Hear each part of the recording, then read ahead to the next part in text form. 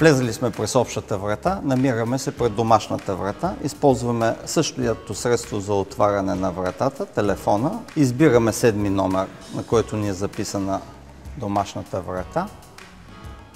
В момента става набирането на вратата и отварянето.